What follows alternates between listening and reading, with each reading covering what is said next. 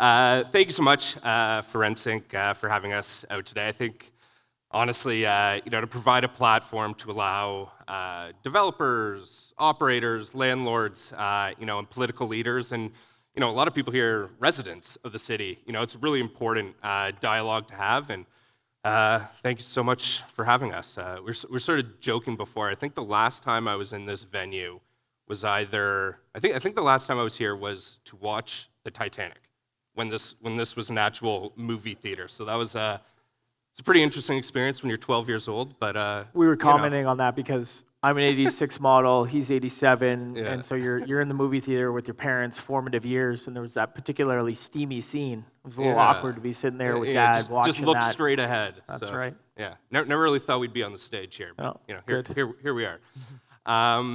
So I don't know if Brad needs a whole lot of introduction here, but Toronto City Councillor, Ward 19, Beaches, East York, also the chair of the Planning and the Housing Committee, and I'm sure a lot of people in this room, know and appreciate one of City Hall's, if not the most fiercest housing advocate, and we're very lucky to have him here today, and I think you're a pretty popular guy in this room, so.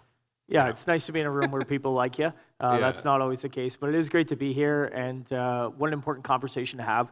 I think it's cool that Rentsync has been kind of taking this across the country now, because so much of these conversations depend on the local market, the jurisdiction, the rules, the regs, the appetite for development, the rental vacancy rate. All of that stuff is very much a local conversation, and so it just seems like a great move to be able to move it into different markets. And of course, you're spending the day here in Toronto with all of us, and I'm really grateful for that too. Awesome. Okay, so first question, we'll start off with fairly surface level, and really I think the title of today's chat is how would you assess Toronto's performance on housing supply to date, and sort of over the last 5-10 years? I think we have a long way to go.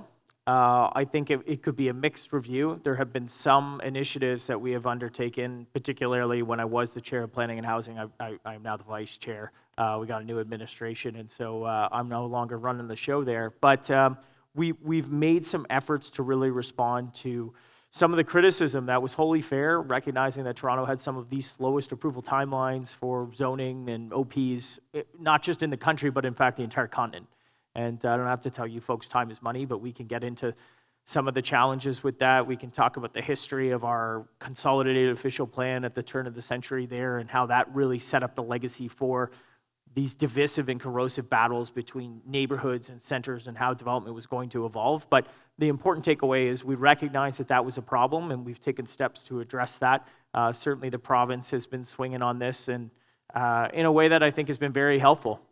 They have recognized that approval timelines in municipalities have been an artificial restriction on the supply that we need. And if you go back to February of this year, we were rewarded from the province with the BFF, not Best Friends, but Building Faster Fund contribution. I think we took $100 million from the province to recognize that and help fund the infrastructure to build the housing. So that's the good news. But the bad news is when it comes to housing here in the city of Toronto, we have now entered an era where we have not just an affordability crisis, but a housing starts crisis. And if you are looking at the data right now, and you guys are in it, year over year, as recently as September, we are down 81% in terms of housing starts year over year in the city. And I think the thing that's not talked about at length, certainly from a public policy perspective in the echo chamber at City Hall, is what does this look like in the next 12, 18, 24, 36 months? And all you have to do is take a look at the transit file here in this city, what it looks like when you take time off from building transit, when you take time off from building infrastructure. We are now effectively shovels down on projects here in the city of Toronto. No housing starts. Unless you had your financing lined up in 21 or before 2022, none of that stuff is going forward. And so what is it going to look like 36 months from now if we're already in a housing supply crisis, we're already in an affordability crisis, and we're going to hit 2026, 2027, and there's no new supply? We can talk about the 25,000 units that are available for absorption right now in the market, different theories on that, but that is going to be absorbed. And then what's on the other side of that? Right. And so that's kind of the red flag. So how are we doing? You know, there's some things that we've done that I think are correcting and responding to historic challenges. But it seems like the sort of story of the day here in Toronto is we do lots of press conferences about housing, but we don't actually do any housing. And I think that's a big problem. Right. No, I appreciate that. You're talking about housing starts and you know, certain you know, how long applications take to get processed. So, you know, I think in the private sector, you're always you're thinking about benchmarks and different metrics. Like, can you speak to what the city uses internally, or you know, if there are any, in terms of you know how you're judging performance? Was it a good year, bad year, good, you know, 3 to 5 years? Like, how is that stuff assessed? I think we have a 2030 housing plan, and someone can correct me, but it's some sort of number like 230,000 housing units by 2030. We're nowhere near on track to hit that, and now we've just taken a catastrophic careen off the cliff. We have a housing supply cliff that we're hitting where we're not bringing any new supply to the market. And instead of asking the questions as policymakers or leaders in the city, what could we do to assist with that? We continue to pursue, you know, an agenda of public builder where the city of Toronto now fancies itself as a developer, and we are going to invest time and money and resources in trying to build more bureaucracy to build more housing. So at a time when it's never been more risky to build housing, and you folks are all in that space, we want to internalize that risk. We want to internalize that expertise and experience. We can't buy that from the market because you folks will never let us have the best and brightest people, and they're not going to come work at the City of Toronto. So that means we're going to spend a lot of taxpayer time and taxpayer money on this exercise to try and become the public builder. And you know, we're taking $340 million from the federal government Housing Accelerator Fund. We're going to put that towards maybe 2,200 to 2,500 rent geared to income units. And if we yield anything on the other side of that, it will be the most expensive affordable housing in the country's history. And so this is a challenge when we start embarking on the pursuit of ideology rather than ideas. And when it comes to housing, like, there's a lot of practical solutions out there that I think all of you folks are aware of when it comes to our zoning reform, when it comes to as of right, when it comes to fixing the missing middle, when it comes to responding to our urban design guidelines, which you go back and rewind the clock to 2015 when we were promised to be this mid-rise city. We were going to be like Paris or DC, modest sort of mid-rise on our avenues, and yet in a city that's had more development activity over the past 20 years than anywhere else on the continent, we've managed to produce 112, 113 mid-rise buildings. So the smart question for leadership and folks in the public policy arena to be asking is, why is that? Why do we have, you know, hundreds and hundreds of 40, 50, 60-story buildings, and yet all the hype around mid-rise and nobody's built it? Well, very quickly you would start to realize that, you know, it's more cumbersome and more difficult to build a 6-story building than a 60-story building. So what happens? Well, people rightly build a 60-story building. You can get down into the weeds about our type G loading requirements for garbage. You can talk about ingress, egress. You can talk about the angular plane. You can talk about how the wedding cake vernacular, that's an architecture word for all you architects out there. Very refreshing to hear you speak a lot of the language, and probably what you hear in a lot of our boardrooms as well. But the wedding cake vernacular that's become this sort of Toronto hallmark of what we considered great urban design, you might like it, you might love it, you might hate it, but the net result of that has been these projects cost a lot more money, they're more difficult to build, and so you're only moving on that if you've had the land for a long time. The land's cost you nothing, and frankly, it feels like a Herculean effort for folks out there in the building community to get anything approved and actually get shovels in the ground. So I kind of forget what the question was, but the sentiment was, are there things that we can fix? Yes, we're fixing those things. Those are supply side solutions, and I think that's what's really important, because despite all the challenges right now with construction costs and interest and labor and all those headwinds that you're facing right now, my goal and my objective is to set the table here in this development market so that when things do improve, we're ready to go and we can help facilitate that. We can be partners in supporting the type of development and investment that we need to see in this city, because I think the biggest risk facing Toronto right now is the fact that, you know, we had 50,000 people leave the city of Toronto last year. And those were people with good jobs, contributing to our economy, growing the GDP, and in this flight for affordability, they're leaving the city. Couple that with 200,000 people who are moving into Toronto because we have a concentration of services and support, so they come here for that, and that's important. But what that leaves us with, if that trend continues, is a city that has a concentration of high needs individuals, a concentration of poverty, concentration of global elite, but a hollowing out of the core. Right. And that promise of a better Toronto where you can be an entrepreneur, you can bring your time, your talent, your treasure, investment, build something, raise a family, that is starting to slip away. And we cannot rest on our laurels that the fact that we've had that success for the past 20 years, that's going to be here on a go-forward basis. So we focus a lot on the housing continuum. We focus a lot on the deeply, deeply affordable. We talk about rent geared to income, massive subsidies required to be able to do that. But what we don't talk about, and this is the supply side of it, is housing that people can afford. Now, I make 120 grand a year, right, or then or about. And so I would make too much money to qualify for any sort of subsidy. But for a lot of folks, it's not enough money to live in the city of Toronto. And that is where, the PBR conversation is so important. That is where the mid-market conversation is so critical. And that is something that we, frankly, spend very little time focused on at City Hall. And I think it's to the detriment to the future prosperity of the city. Well, I think I probably speak for a lot of people in the room. It's really nice to hear you really hammer home the point that this is a supply issue, right? Because I think a lot of times, honestly, at all levels of government, you see, what a lot of people, seem to acknowledge a supply side issue that we're trying to solve with demand side levers, right? And that's proven not to work. I think it was during COVID. To be honest, I can't remember whether it was City of Toronto or the province, but gave everybody a rent subsidy. I think it was a $500 check, which on the surface seems great, but I mean, we were all sort of sitting there, and to be honest, as a landlord, I mean, we were sitting there saying, this is probably going to end up going to us, right? Because everybody, you have $500 in your pocket, and you're going to say, you know what, I'll stretch myself. I can apply for an apartment that's $30, probably above my budget, but I'm going to apply for this. And if you give more money to people in their pocket, it's not going to make life more affordable, right? You need supply. We need to drive that down. I think a number of the presentations this morning sort of prove that. Or you look at other markets like Austin, for example. I think that's sort of a hot topic these days, where you let developers build, and you'll see that the rents will come down, and things will sort of normalize a little bit. Yeah, and it's different types of products at different price points in the market. It's different products in different neighborhoods.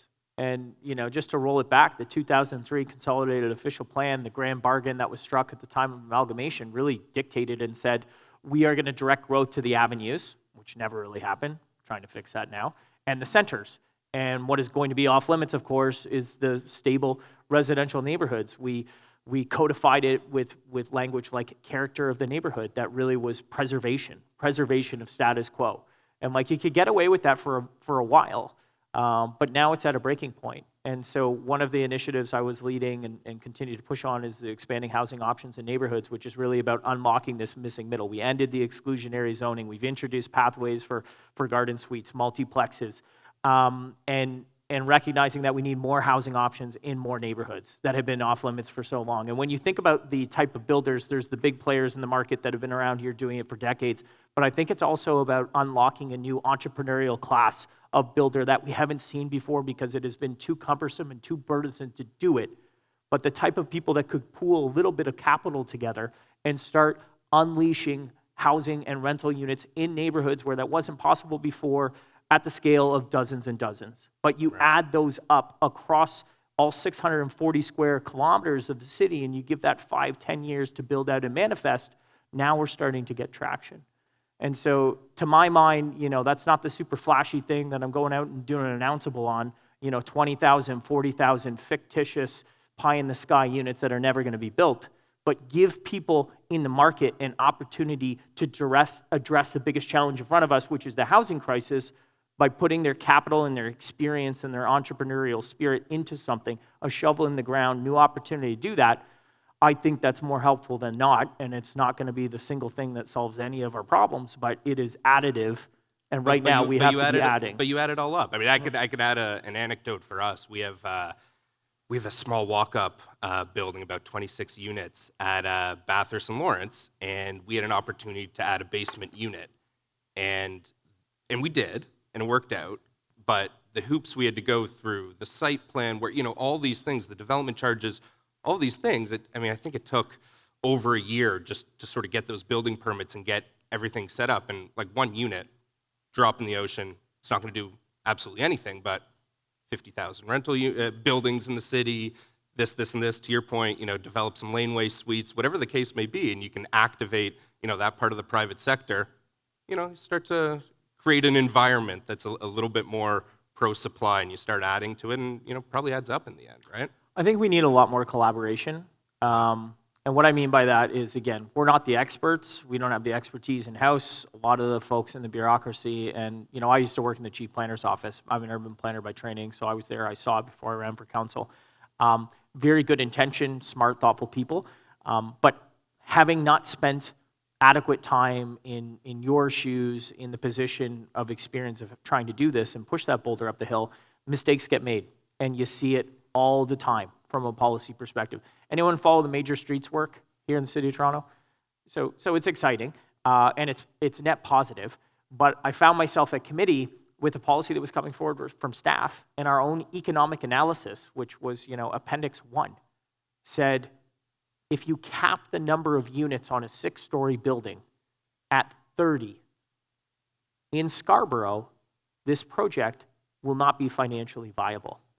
And so I'm sitting there reading this, sort of smacked, and it occurred to me, I am so frustrated and sick and tired of us bringing policies forward that are dead on arrival.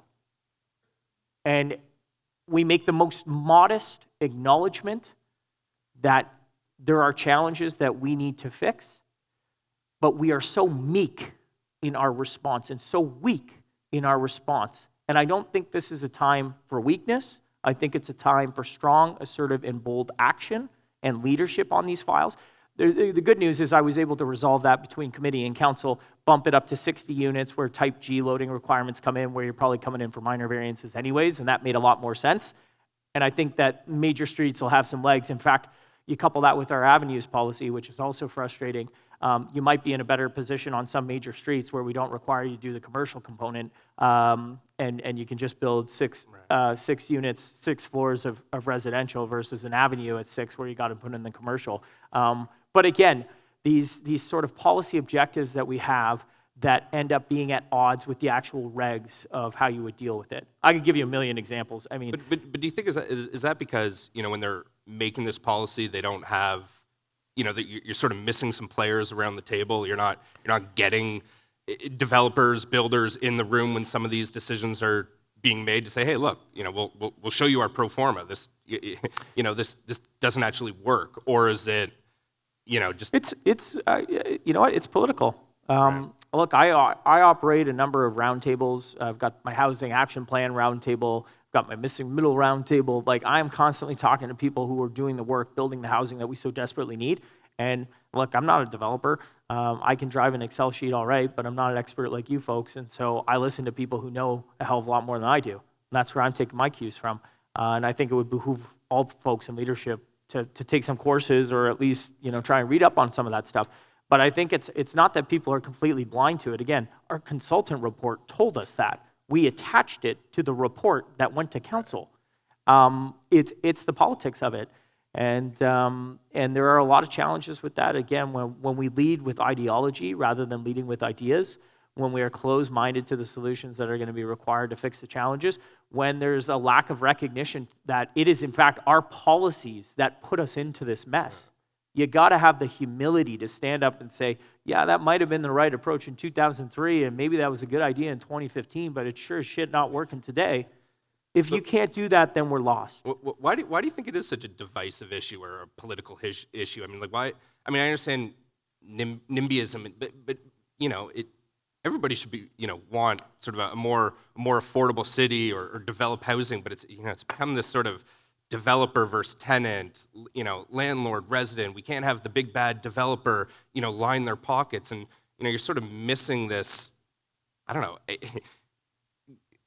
sense of the solution's going to help everybody else. And, from a developer's standpoint, you're putting up considerable risk, often guaranteeing loans, personally. Like the amount of risk involved to develop a fourplex, is immense. So I don't know. It always kind of like why there's this, contentious attitude or why don't they just build it cheaper, offer lower rents or lower sales? It's like, well, the puzzle doesn't fit. It's funny, and this is where there's a bit of a disconnect. I heard from an applicant where the city of Toronto incorrectly circulated the wrong drawing set on a minor variance, and so went out to the community and wrong drawings, wrong proposal, earlier iteration, and then they call up the applicant and they say, oh, actually, like, really sorry, we're going to have to punch you off September, not able to do it, circulated the wrong drawings.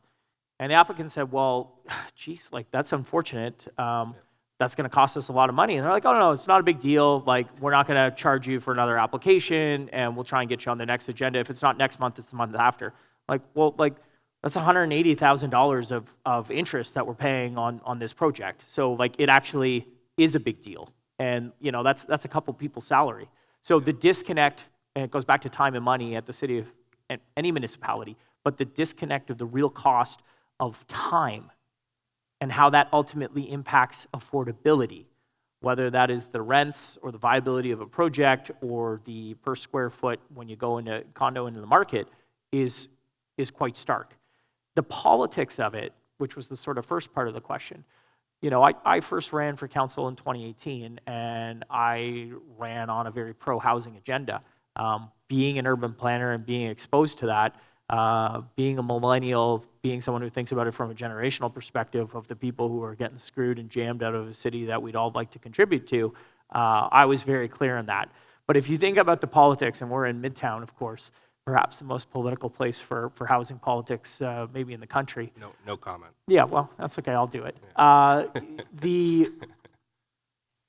The history has been that you could take an 18-story building and knock it down to 12, and you are rewarded at the ballot box for doing that, which is quite perverse. And you think about that in today's context. You're getting rid of housing, and in fact, that's something that you want to beat your chest on and campaign on. How much housing was I able to remove? The stigmatization of developers, of the very people that we desperately need to invest and take that risk and bring that expertise and build the housing that we need. The stigmatization of those people is wrong, but it's cheap politics, and it's easy to do. And it's all, politicians too often are talking to the people that live there today, not about the people who could live there in an abstract tomorrow. And so there is that fundamental disconnect, I think, between historically, and I think it's changing now, but historically between the elected official and the voter. And for 20 years, we have seen that type of politics as the truck and trade and the currency in a city like Toronto, and it's been practiced to tremendous effect, and it's been very, very deadly. When I ran in 2018, I was going against a former NDP member of parliament, and he was very much the status quo guy. Danforth, $1 billion of subway infrastructure there on line 2, 2-story buildings. It's disgusting. It's a disgusting waste of public resources and infrastructure, and yet hold the line on that was the mentality. And you got this kid coming in there swinging, saying, like, we need more, and it's got to be significantly more. And even 6 years on, the evolution of that conversation, and again, credit to the province for sort of pushing us on all that stuff, has evolved tremendously to, I think, the point now where you even see some politicians changing their tune on this. People acknowledge the housing crisis. You've got 2 young daughters. I've got 2 young daughters. You certainly try and forecast into the future where are they going to be able to live in the city? You've got seniors who are overhoused, and Beaches East York is a great example. Beaches in particular, sort of big century homes that used to have 5, 6 people living in them. Now there's 1 or 2. They would like to downsize, but there's nowhere for them to go. They want to stay in the neighborhood. And so people don't agree on the solution, and we can get into development charges and all of that sort of stuff because I think that's a big part of it. They don't agree on the solutions, but they certainly have an agreement and a recognition of the problem right now because it's you can't ignore it. Yeah, no, I think some of that also is just trying to remove that stigma around rental, right? I mean, you see it in other markets. You see it in New York, all over Europe where, people rent. There's nothing wrong with that. I think Canada specifically, and US as well, but I don't know, US seems a little bit, I don't know, a little bit better in that regard, but Canada, it's like, your ultimate goal is to have that, single family home. And listen, I'm biased, I live in a single family home, but it's this idea that, if we can put together high quality, purpose-built rental designed for families, suddenly you have that option, right? Living downtown in a small bachelor one-bedroom apartment, which we desperately need, isn't as practical. And you see it in the data where the 2 beds and 3 beds, there's a complete lack of supply. So if we can make a regulatory environment and start to incentivize that, suddenly downsizers, families, 50,000 people moving out of the city, you have that option to stay, close to where you are if you have a viable option, because home ownership is becoming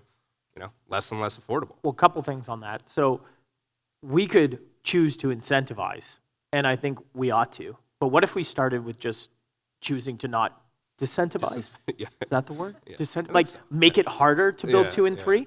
And there's a per square foot cost associated with that. But you talk about the DCs, like we say family units, we've got our growing up guidelines, we want to see 20% 2s and 3s, but then we're charging you significantly more to deliver a 2 and 3 bedroom unit. So how does the market respond to that? Bunch of studios, bachelors, 1 bedrooms. Yeah. And I understand that price per square foot and the investment model, like those are easier to move. But I think PBR is actually going to play a really important role in having more supply of those 2 and 3 bedroom units coming on board, if we can get the incentives and remove the disincentives, if we can get that right and set you up for success. Because as long-term stable asset owners, I think you recognize that it's not just a one-time transaction before condo registration, move it out, get that off your books, and send somebody out there with the studio. You want a product that people are going to want, and not just want for 1 or 2 cycles, but for the life and the lifespan of the building.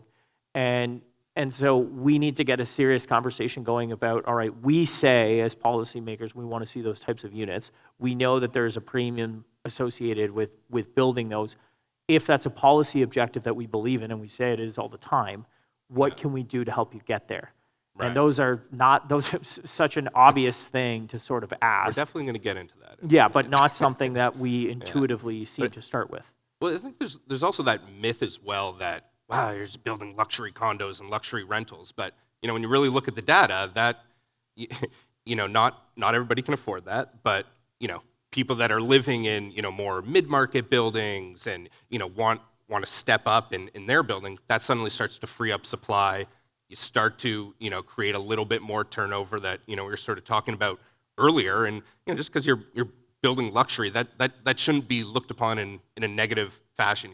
You're creating supply, and it's going to cause a little bit more, upward mobility in the rest of the market to help free up more. Of course it's not a bad thing. Yeah, well, I moved here after grad school in 2011, I think. And I grew up in Hamilton. Don't hold that against me, but I landed. My mother's from Hamilton, so you're not going to get that from here. So I landed at Yonge and St. Clair, a little 9-story yellow brick building on Mallory Gardens. I don't know if anyone here owns it, but I think it was like $1,200 at the time, and came with a parking spot. That was pretty cool.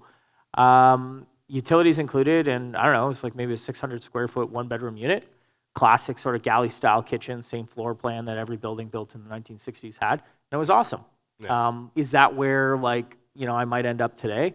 Not necessarily, doing a little bit better, and have a little bit more income that I can spend towards shelter or housing. But that is such an important part of the market, and the most affordable housing that we have is the housing that's already there.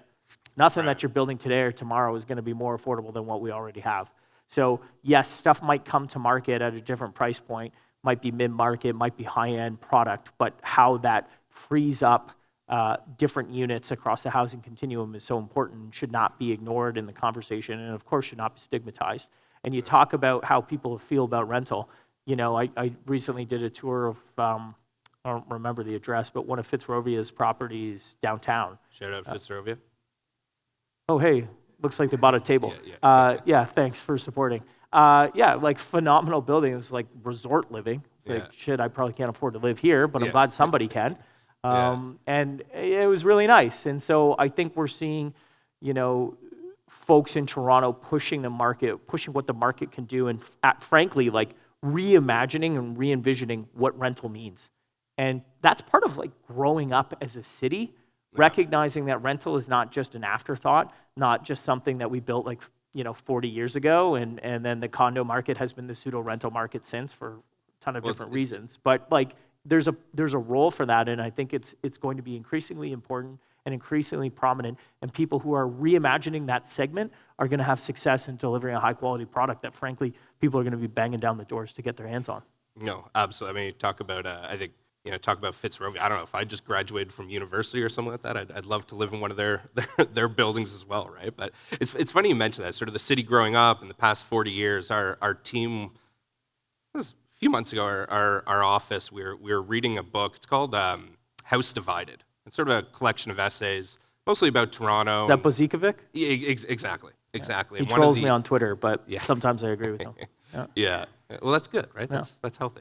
But one of the essays in there was talking about a whole bunch of those stunning apartment buildings that are in Rosedale, right? I mean, you got probably the most lavish neighborhood in the city, huge single-family homes, and there's, 15 or 20 of these, sort of classic 1950s, 1960s walk-ups that integrate pretty seamlessly into the neighborhood. But you're reading this essay, and there's all these, there's sort of like clips from articles, it was like Toronto Star or the Globe or something, and the NIMBY talking points from the 1960s, you would have thought it was something you read last week. It's the exact same argument. Oh, we want this riffraff in the area, and the safety, and the this, and the that. And it's like, I don't know, that sentiment just hasn't changed at all. I mean, it was like, I couldn't believe what we were reading. Like, aren't we past this? Listen, there's good landlords and bad landlords, good tenants, bad tenants. Just deal with people on an individual basis. You don't need to paint in broad strokes that, tenants are going to ruin a neighborhood or any, nonsense like that. And I don't know, it was kind of funny, but very disappointing. I think people have become a little bit more veiled in their critiques, a little bit more sophisticated. They talk about, we need housing and affordable housing. This is the favorite one from the left, actually, is like, well, we need more housing, but we need more affordable housing. Yeah. And this project doesn't have affordable housing. So it's the poison pill, like our Housing Now sites or others, increase the threshold of affordability. So 20% is not good enough. It's got to be 30%. It's got to be 50%. 50% affordable. Yeah. That's a death nail. Kills the project. So they actually will weaponize the desire for affordable housing, which we would all agree upon, but put in requirements that effectively make the project DOA, dead on arrival, never gets off the paper, let alone into the ground. And that is the way, and I'm not trying to be left or right about it, but just historically, progressives in this city have been champions for status quo and effectively been able to sort of kill these projects before they ever start. Right. It's the poison pill at council that is often put in under the veil of something positive, that the public is very busy living their lives and they got a lot going on. So just say like, oh my God, why'd you vote against all that affordable housing? Well, because, 50% of zero is zero. And that's what's lost on people. If it's not going to get built, we're not delivering anything. It's smoke and mirrors. Well, I think the city and, all levels of government, you want to have more restrictions and legislation. I think, you're sort of just kind of missing this overarching theme that, the market will, in a capitalist society, like the market will produce like the one we live in, supposedly. Right. Exactly. The market will produce what people want and what makes sense and what's, financially viable to make a risk-adjusted return. So, if you tell people you have to have this many units and this many this, it seems like politicians or cities, they want to have that mandate, but if you sort of actually remove a lot of the restrictions and then let the private sector figure out, okay, you know what, affordable housing actually makes a lot of sense in this area and to build this, but I guess there's sort of that lack of trust that the market will play out, what the private sector says will happen. And what does affordable housing mean? Yeah. Like, let's actually try and find some consensus on what that means. And let's also have a conversation. Have you ever read the definition on the city website? Well, it changes actually, and it keeps changing, and you've got CMHC requirements that are different than our own requirements. You've got rent geared to income, which is an entirely different level, and then you have a conversation in the city of Toronto, for Toronto folks in the room, like it's a monolith, like it's one market. Like, my goodness, how ridiculous is that? So if you're taking 80% AMR and building that out in Scarborough, that might be more expensive, you know, in the city of Toronto context versus what would be market out in Scarborough. Like, it's actually ridiculous. It's not one monolithic market here in the city of Toronto, but that's the way we measure it. You know, and you guys know, you spend a lot of time and energy sort of figuring this out when you put an application together. And I remind folks both in city planning and you know, here in Toronto, and residents, like, if you're building a project, for example, you know, in my neck of the woods, Main and Danforth, where we have a lot of activity coming online, that is one of the most transit-rich intersections in the entire city. You've got the main subway station, you've got the terminus of the Gerrard streetcar, and you've got the Danforth GO station, all right there.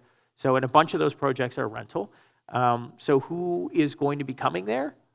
A lot of people are going to be coming there precisely because there's so much transit. And so they might be making a life decision and a choice not to have a car. But the amount of pandemonium that there's not enough parking, meanwhile, you've got, you know, towers at Main and Danforth that have been there for many years that have 5 levels of underground. They rent 1 to the people in the buildings, they rent 2 to the Kia and Honda dealerships, and then 2 of them are deteriorating down below. But I have conversations with the applicants out in Etobicoke, and they're trying to find more parking. They're trying to do joint ventures on parking lots to secure more parking for their tenants. They want to build more parking because they know in that market they need to provide parking.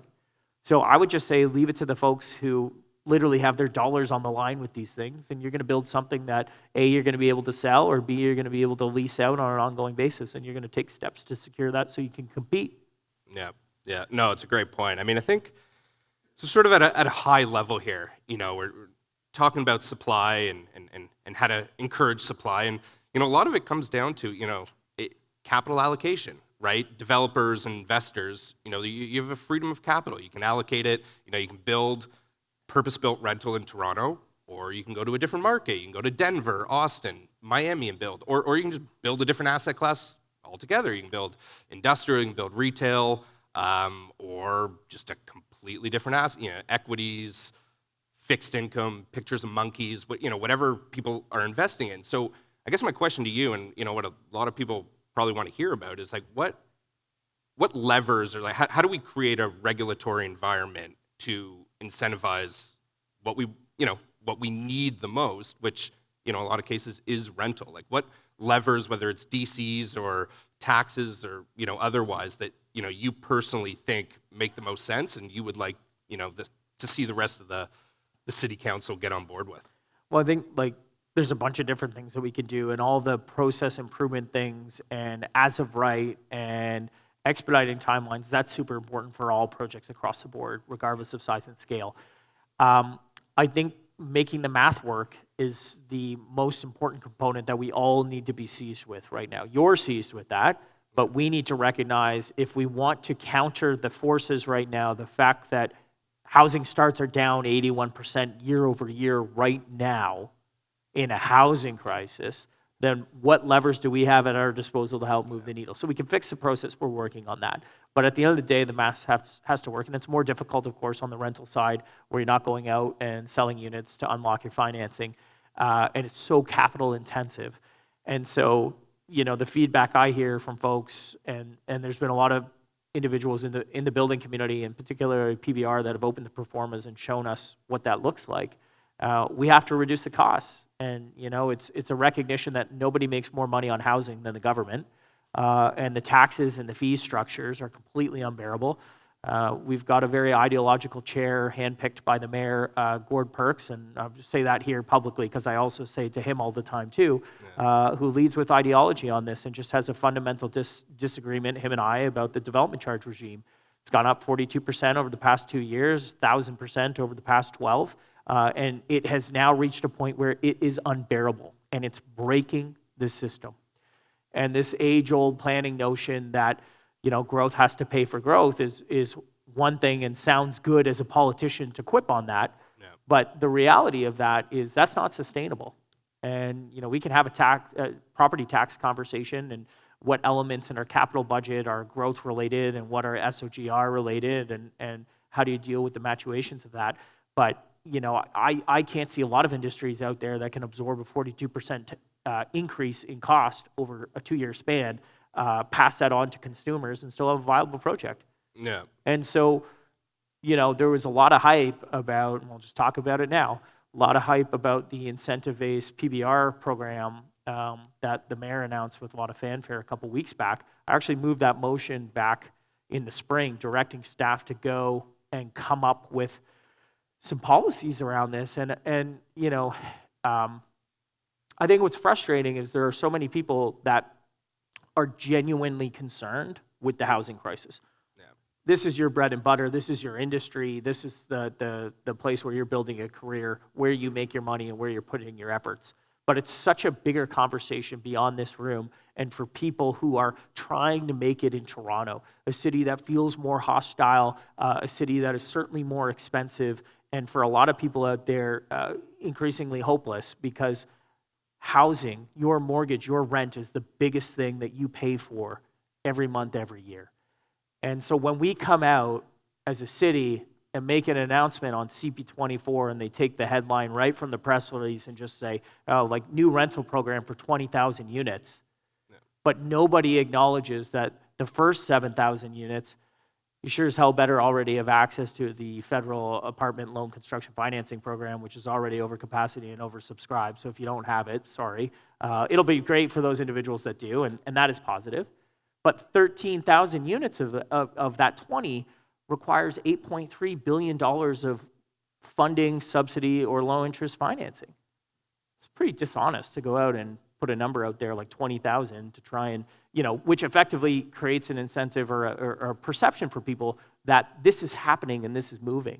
And that's why I said we're great at announcements, but we're pretty poor at execution. And, in the last hour from, if any of you were involved in those conversations, over the summer, I thought that we were actually headed in the direction of something that might work for a change. And what I've called for, I had an op-ed in the Star a couple weeks back responding to what was brought forward. It was very clear. Like, we needed broad, across-the-board waiver of DC right now.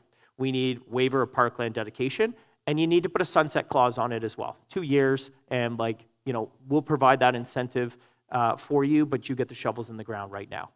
And that's what we heard from industry and people who are doing this, and that's how we would take the 18 to 30,000 paper approvals, which you can't live in. You can't live in a paper approval, but get those shovels in the ground. That's what would be needed.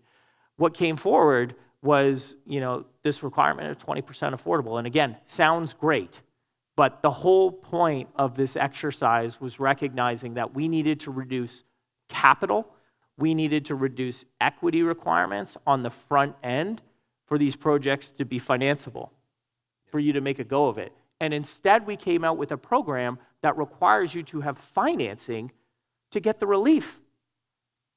Yep. That's nuts. And so if you have that from the federal government, and I think, optimistically, because I feel like I'm being negative up here, but optimistically... Well, that's what I was going to say. I do want... I know we're running out of time a little bit. Where's but the clock? Okay. It's pretty low. Oh, wow. So the final minute, not to cut you off, to be a little more aspirational. How do you see the next 5-10 years of Toronto housing policy? What sort of innovative, Got it. I believe tremendously in Toronto. I believe tremendously in the people who want to call this city home, the people who are investing here, who are building things here. We got to get the hell out of the way and find ways to incentivize and encourage you to do that. You're not going to do it if it doesn't make financial sense. You're not going to start projects that lose money. You can't get them financed. You can't get them built. But the promise of Toronto still holds true. We have a great healthcare system, education, great economy, diversity, and when you look around the world, all the different markets that you could put your money in, there's still a lot of reasons to be bullish on Toronto. But the word of caution is we cannot rest on our laurels and extrapolate that the success that we've had for 20 years is going to carry forward in the future. Now is the time to respond to the challenges in front of us with the type of bold leadership and action that recognizes the way forward is not the same way we've been doing things. We can't just focus on the prologue of how we got here today. We need to write a future together that empowers partnership with the market, with the private sector, because it is your capital and your talent that is actually going to address the big challenges, whether that's housing or congestion or affordability. It can't be government. We need to remove roadblocks, we need to be enablers, but we are not the single source solution provider to these complicated issues. So let's work together and we can build a future that we can be proud of. Fantastic. Thanks for having me. Awesome. Yeah, really appreciate it.